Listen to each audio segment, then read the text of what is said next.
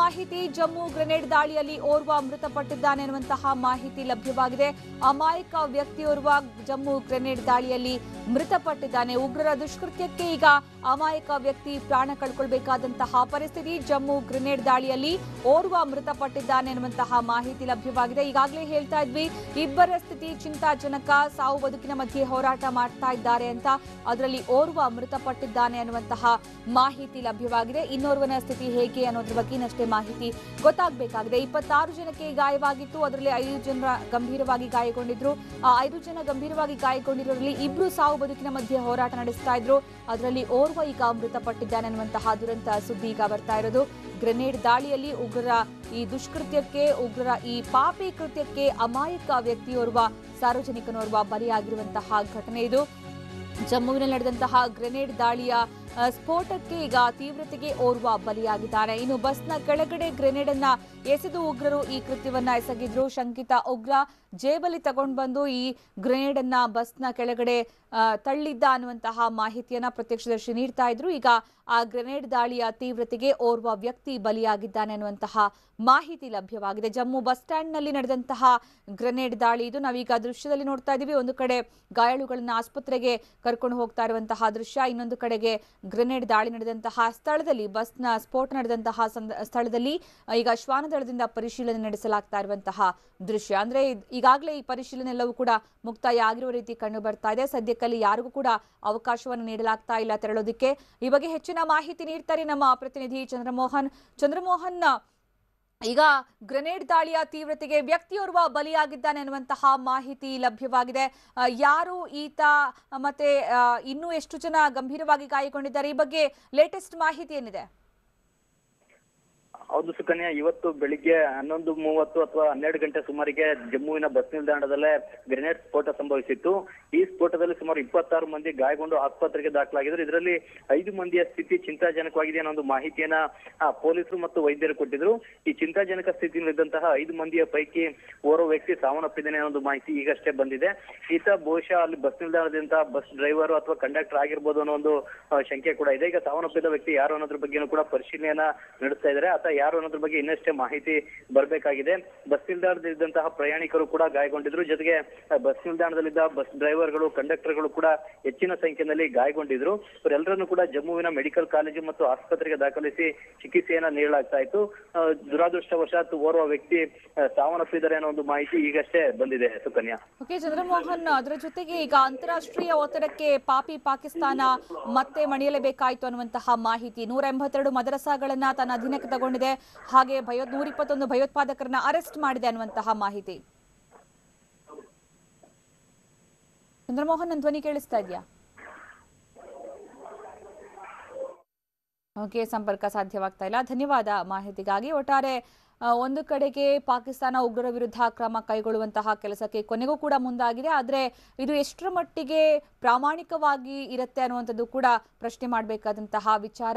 ಇಷ್ಟು ದಿನ ಉಗ್ರರನ್ನ ಪೋಷಿಸ್ತಾ ಬಂದಿದ್ದಂತಹ ಪಾಕಿಸ್ತಾನ ಅಂತಾರಾಷ್ಟ್ರೀಯ ಒತ್ತಡಕ್ಕೆ ಮಣಿದು ಕ್ರಮವನ್ನ ಕೈಗೊಳ್ತಾ ಇದೆ. ಆದರೂ ಕೂಡ ಇದರಲ್ಲಿ ಪ್ರಾಮಾಣಿಕತೆ ಎಷ್ಟಿದೆ, ಇನ್ನೇನಾದ್ರೂ ಇದರ ಆಚೆಗೆ ಉಗ್ರರನ್ನ ರಕ್ಷಿಸುವಂತಹ ಕೆಲಸ ಕೂಡ ಏನಾದ್ರೂ ಆಗ್ತಾ ಇದೆಯಾ, ಇವನ್ನ ಕೂಡ ಗಮನಿಸಬೇಕಾದಂತಹ ವಿಚಾರ. ಯಾಕಂದ್ರೆ ಭಾರತ ಉಗ್ರರ ನೆಲೆಗಳನ್ನ ಟಾರ್ಗೆಟ್ ಮಾಡಿ ಧ್ವಂಸಗೊಳಿಸಿರುವಂತಹ ಪ್ರಕರಣ, ಜೊತೆಗೆ ಅಮೆರಿಕ, ರಷ್ಯಾ ಸೇರಿದಂತೆ ಜಾಗತಿಕ ವಲಯದಲ್ಲೂ ಕೂಡ ಈ ಉಗ್ರರನ್ನ ದಮನ ಮಾಡಬೇಕು ಅನ್ನೋದಕ್ಕೆ ಪಾಕಿಸ್ತಾನ ಕ್ರಮ ಕೈಗೊಳ್ಳಬೇಕು ಅನ್ನುವ ವಿಚಾರವಾಗಿ ಇದ್ದಂತಹ ಒತ್ತಡ, ಈ ಎಲ್ಲ ಒತ್ತಡದಿಂದ ಒಂದು ರೀತಿಯಲ್ಲಿ ಉಗ್ರರ ವಿರುದ್ಧ ಕ್ರಮ ಕೈಗೊಂಡಂಗೂ ಆಗಬೇಕು, ಇನ್ನೊಂದು ಕಡೆ ಉಗ್ರರಿಗೆ ಯಾವುದೇ ರೀತಿಯ ತೊಂದರೆ ಆಗಬಾರ್ದು ಅನ್ನುವ ಧೋರಣೆಯನ್ನ ಪಾಕಿಸ್ತಾನ ಅನುಸರಿಸ್ತಾ ಇದೆಯಾ ಅನ್ನೋದು ಕೂಡ ಈಗ ಇಲ್ಲಿ ಪ್ರಶ್ನೆ ಮಾಡಬೇಕಾದಂತಹ ವಿಚಾರ. ಯಾಕಂದ್ರೆ ಪಾಕಿಸ್ತಾನದ ನಡೆಯೇ ಅದೇ ರೀತಿಯದ್ದು. ಹಾಗಾಗಿ ಅನುಮಾನ ಮಾಡಲೇಬೇಕಾದಂತಹ ನಡೆಯನ್ನ ಸದಾಕಾಲ ಪ್ರದರ್ಶಿಸ್ತಾ ಬಂದಿರುವಂತಹ ಪಾಕಿಸ್ತಾನ ಉಗ್ರರನ್ನ ರಕ್ಷಿಸುವ ವಿಚಾರದಲ್ಲೂ ಕೂಡ ಕಪಟ ನಾಟಕ ಆಡ್ತಾ ಇರಬಹುದಾ ಅನ್ನುವಂಥದ್ದು ಕೂಡ ಇಲ್ಲಿ ಮೂಡಿ ಬರ್ತಾ ಇರುವಂತಹ ಪ್ರಶ್ನೆ.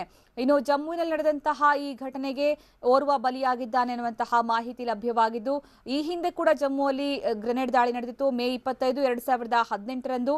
ಈ ಸಂದರ್ಭ ಇಬ್ರು ಪೊಲೀಸರು ದುರ್ಮರಣ ಹೊಂದಿದ್ರು, ಓರ್ವ ನಾಗರಿಕನಿಗೆ ಗಾಯವಾಗಿತ್ತು. ಅದಾದ್ಮೇಲೆ 29 ಡಿಸೆಂಬರ್ 29 ಡಿಸೆಂಬರ್ 2018ರಂದು ಮತ್ತೆ ಗ್ರೆನೇಡ್ ದಾಳಿ ನಡೆಸಲಾಗಿತ್ತು. ಆಗ ಯಾವುದೇ ಸಾವು ನೋವು ಸಂಭವಿಸಿರಲಿಲ್ಲ. ಈಗ ಮತ್ತೆ ಮಾರ್ಚ್ 7, 2019ರಂದು ಗ್ರೆನೇಡ್ ದಾಳಿ ನಡೆದಿರೋದು. ಅಂದ್ರೆ ಇವತ್ತು ನಡೆದಿರುವಂತಹ ದಾಳಿ, ಇದರಲ್ಲಿ 26 ಮಂದಿಗೆ ಗಾಯವಾಗಿದ್ದು 5ರ ಸ್ಥಿತಿ ಗಂಭೀರವಾಗಿದೆ. ಕಳೆದ ಒಂದು ವರ್ಷದ ನಂತರ ಅಂದ್ರೆ ಕಳೆದ 7-8 ತಿಂಗಳ ಅವಧಿಯಲ್ಲಿ 3ನೇ ದಾಳಿ ಇದು ನಡೆದಿರೋದು. ಮೊದಲ ದಾಳಿಯಲ್ಲಿ 2 ಪೊಲೀಸರು ದುರ್ಮರಣ ಹೊಂದಿದ್ರು, ಓರ್ವ ನಾಗರಿಕ ಗಾಯಗೊಂಡಿದ್ದ. ಅದಾದ್ಮೇಲೆ ನಡೆದಂತಹ ದಾಳಿಯಲ್ಲಿ ಯಾವುದೇ ಸಾವು ನೋವು ಆಗಿಲ್ಲ. ಆದರೆ ಈಗ ನಡೆದಿರುವಂತಹ ದಾಳಿಯಲ್ಲಿ ಓರ್ವ ಮೃತಪಟ್ಟಿದ್ದಾನೆ, ಜೊತೆಗೆ 26 ಮಂದಿಗೆ ಗಾಯವಾಗಿದೆ. ಹಾಗಾಗಿ ಇನ್ನಾದರೂ ಜಮ್ಮು ಬಸ್ ನಿಲ್ದಾಣಕ್ಕೆ ಸೂಕ್ತ ಭದ್ರತೆಯನ್ನ ಕಲ್ಪಿಸಬೇಕಾಗಿದೆ. ದೇಶಾದ್ಯಂತ ಎಲ್ಲಾ ಕಡೆಗಳಲ್ಲೂ ಕೂಡ ಕಟ್ಟುನಿಟ್ಟಿನ ಕ್ರಮವನ್ನ ಎಚ್ಚರವನ್ನ ವಹಿಸಬೇಕಾಗಿದೆ. ಯಾಕಂದ್ರೆ ಉಗ್ರರು ಯಾವುದೇ ಕ್ಷಣದಲ್ಲಿ ಬೇಕಾದ್ರೂ ಕೂಡ ನಮ್ಮ ದೇಶದ ಒಳಗಡೆ ಈಗಾಗಲೇ ಸ್ಲೀಪರ್ ಸೆಲ್ಗಳಲ್ಲಿರುವಂತಹ ಉಗ್ರರು ಯಾವುದೇ ಕ್ಷಣದಲ್ಲೂ ಬೇಕಾದ್ರೂ ಕೂಡ ತಮ್ಮ ದುಷ್ಕೃತ್ಯವನ್ನ ಎಸಗುವಂತಹ ಕೆಲಸವನ್ನ ಮುಂದುವರಿಸುವಂತಹ ಸಾಧ್ಯತೆ ಇದೆ. ಹಾಗಾಗಿ ಇಂತಹ ಸಂದರ್ಭದಲ್ಲಿ ಜನನಿಬಿಡ ಪ್ರದೇಶಗಳಲ್ಲಿ ಸಂಚರಿಸುವಾಗ ಸಾರ್ವಜನಿಕರು ಕೂಡ ಎಚ್ಚರಿಕೆಯನ್ನು ವಹಿಸಬೇಕು. ಅದರ ಜೊತೆಗೆ ಪೊಲೀಸರು ಮತ್ತೆ ಸಂಬಂಧಪಟ್ಟವರು ತಕ್ಷಣದ ಭದ್ರತೆಯನ್ನ, ಬಿಗಿ ಪೊಲೀಸ್ ಬಂದೋಬಸ್ತನ್ನ ಕೈಗೊಳ್ಳಬೇಕಾಗಿದೆ. ನಾವೀಗ ನೋಡ್ತಾ ಇದ್ದೀವಿ, ಇಲ್ಲಿ ಗಾಯಾಳುಗಳು ಒಂದು ಕಡೆ ಚಿಕಿತ್ಸೆ ಪಡಿತಾ ಇರುವಂತಹ ದೃಶ್ಯ, ಇನ್ನೊಂದು ಕಡೆಗೆ ಘಟನೆ ನಡೆದಂತಹ ಸ್ಥಳದ ದೃಶ್ಯ. ಘಟನೆ ನಡೆದಂತಹ ಸ್ಥಳದಲ್ಲಿ ಅಲ್ಲಿ ಜನರು ಛಿದ್ರವಾಗಿ ಆ ಕಡೆ ಈ ಕಡೆ ಬಿದ್ದಂತಹ ಬಸ್ನ ಗಾಜಿನ ಪೀಸ್ಗಳ ಮೇಲೆ ಬಿದ್ದಿರುವಂತಹ ದೃಶ್ಯ ನಾವೀಗ ನೋಡ್ತಾ ಇದ್ದೀವಿ. ಅಂದ್ರೆ 26 ಮಂದಿಗೂ ಗಂಭೀರ ಗಾಯವಾಗಿಲ್ಲ, ಆದ್ರೆ 5 ಮಂದಿಗೆ ಗಂಭೀರ ಗಾಯವಾಗಿದ್ದು, ಅದರಲ್ಲಿ 2ರ ಸ್ಥಿತಿ ಚಿಂತಾಜನಕವಾಗಿತ್ತು. ಈಗ ಸಿಕ್ಕಿರುವಂತಹ ಮಾಹಿತಿ ಪ್ರಕಾರ ಓರ್ವ ಮೃತಪಟ್ಟಿದ್ದಾನೆ ಅದರಲ್ಲಿ ಅನ್ನುವಂತಹ ಮಾಹಿತಿ. ಇನ್ನೋರ್ವನ ಸ್ಥಿತಿ ಹೇಗಿದೆ ಅನ್ನೋದ್ರ ಬಗ್ಗೆ ಮಾಹಿತಿ ಗೊತ್ತಾಗಬೇಕಾಗಿದೆ.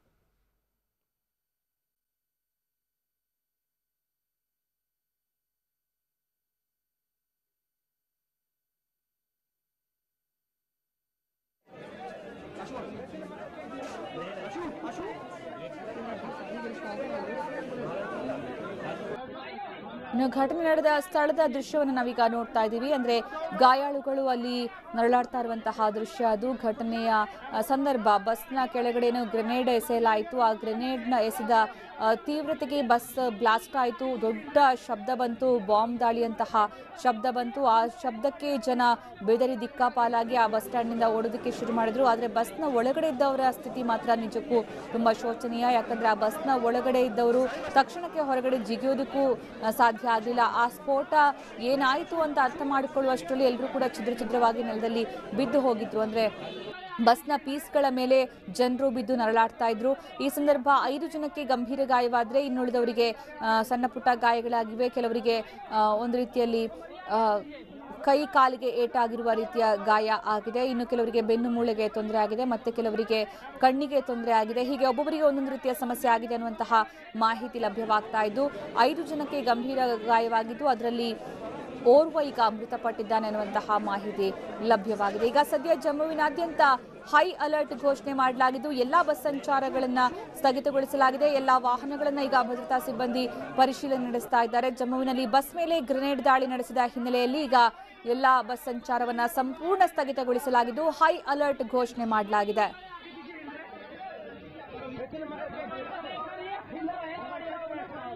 ಇನ್ನು ಸದ್ಯ ಎಲ್ಲಾ ವಾಹನಗಳನ್ನು ಕೂಡ ಜಮ್ಮುವಿಗೆ ಬರ್ತಾ ಇರುವಂತಹ, ಜಮ್ಮುವಿನಿಂದ ಹೋಗ್ತಾ ಇರುವಂತಹ ಎಲ್ಲಾ ವಾಹನಗಳ ಪರಿಶೀಲನೆಯಲ್ಲಿ ಈಗ ಪೊಲೀಸರು ತೊಡಗಿದ್ದಾರೆ. ಈ ಕೃತ್ಯವೆಸಗಿರುವಂತಹ ವ್ಯಕ್ತಿಗಳನ್ನ ಈಗ ಅರೆಸ್ಟ್ ಮಾಡಬೇಕಾಗಿದೆ. ಓರ್ವ ಶಂಕಿತ ಆರೋಪಿಯನ್ನ ಬಂಧಿಸಲಾಗಿದ್ದು ವಶಕ್ಕೆ ಪಡೆದುಕೊಳ್ಳಲಾಗಿದ್ದು ತನಿಖೆ ಮುಂದುವರಿತಾ ಇದೆ. ಇನ್ನೋರ್ವ ವ್ಯಕ್ತಿ ಪರಾರಿಯಾಗಿದ್ದಾನೆ ಅನ್ನುವಂತಹ ಮಾಹಿತಿ ಲಭ್ಯವಾಗಿದ್ದು ಆತ ಯಾರು ಅನ್ನೋದ್ರ ಬಗ್ಗೆ ಈಗ ತನಿಖೆ ಮುಂದುವರಿಸಲಾಗಿದೆ.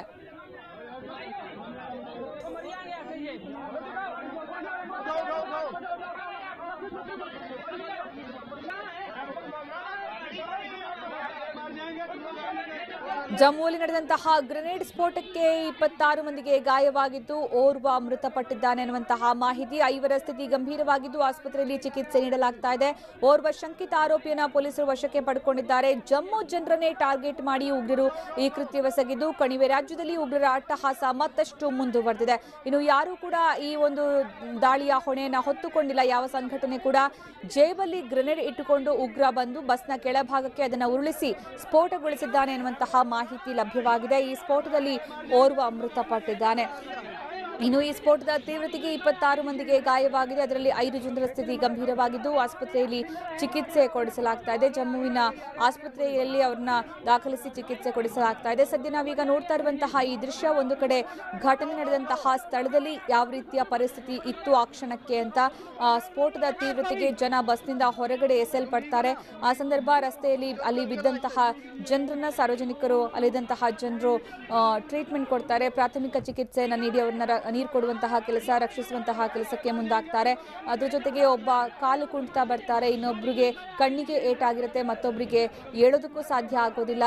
5 ಜನರ ಸ್ಥಿತಿ ಮಾತ್ರ ತುಂಬಾ ಗಂಭೀರ ಆಗಿರುತ್ತೆ, ಅಲ್ಲಿ ರಕ್ತ ಚೆಲ್ಲಿರುತ್ತೆ. ಅದ್ರ ಜೊತೆಗೆ ಇಬ್ಬರ ಸ್ಥಿತಿ ಸಾವು ಬದುಕಿನ ಮಧ್ಯೆ ಹೋರಾಟ ನಡೆಸುವಂತಹ ಸ್ಥಿತಿ ಆಗಿರುತ್ತೆ.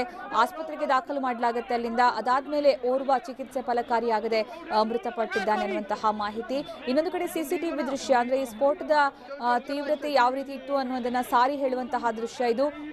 ಹಾಗೆ ಇಲ್ಲಿ ಸ್ಫೋಟ ನಡೆಸಿರೋದು ಯಾರು ಅನ್ನೋದ್ರ ಕುರಿತಂತೆ ಏನಾದರೂ ಮಾಹಿತಿಯನ್ನ ಪೊಲೀಸರು ಕಲೆ ಹಾಕ್ತಾರಾ ಅನ್ನೋದು ಕೂಡ ಗಮನಿಸಬೇಕು ಈ ಸಿಸಿಟಿವಿ ದೃಶ್ಯದ ಆಧಾರದ ಮೇಲೆ. ಯಾಕಂದ್ರೆ ಅಲ್ಲಿ ಸಾಮಾನ್ಯವಾಗಿ ಎಲ್ಲರೂ ಕೂಡ ಒಟ್ಟಿಗೆ ನಡ್ಕೊಂಡು ಹೋಗ್ತಾ ಇರುವ ರೀತಿ ತುಂಬಾ ಸಹಜವಾದಂತಹ ವಾತಾವರಣವೇ ಕಂಡು ಬರುತ್ತೆ. ಯಾರೋ ಅಲ್ಲಿ ಕೂತ್ಕೊಂಡು ಮೊಬೈಲ್ ನೋಡ್ತಾ ಇರ್ತಾರೆ, ಹಾಗೆ ಇನ್ಯಾರೋ ಕೂತ್ಕೊಂಡು ಬಸ್ಗೋಸ್ಕರ ಕಾಯ್ತಾ ಇರ್ತಾರೆ. ಈ ಸಂದರ್ಭ ಎಲ್ಲರೂ ಕೂಡ ದಿಕ್ಕಾಪಾಲಾಗಿ ಓಡ್ತಾರೆ ಈ ಒಂದು ಸ್ಫೋಟ ಆದ ತಕ್ಷಣ ತೀವ್ರತೆಗೆ. ಆದ್ರೆ ಈ ಸಂದರ್ಭದಲ್ಲಿ ಓರ್ವ ವ್ಯಕ್ತಿಯನ್ನು ನಾವು ಇಲ್ಲಿ ಗಮನಿಸಬಹುದು. ಅಂದ್ರೆ ಯಾರು ಏನು ಅನ್ನೋದು ಗೊತ್ತಾಗ್ತಾ ಇಲ್ಲ, ಆದ್ರೆ ಅಲ್ಲಿ ಇಬ್ರು ಕೂತ್ಕೊಂಡಿರ್ತಾರೆ, ನಂತರ ಅಲ್ಲಿಂದ ನಿಧಾನಕ್ಕೆ ಎದ್ದು ತೆರಳ್ತಾ ಇರುವಂತಹ ದೃಶ್ಯವನ್ನು ನಾವು ನೋಡಬಹುದು. ಇದು ಸಿಸಿಟಿವಿಯಲ್ಲಿ ಕಂಡು ಬಂದಂತಹ ದೃಶ್ಯ.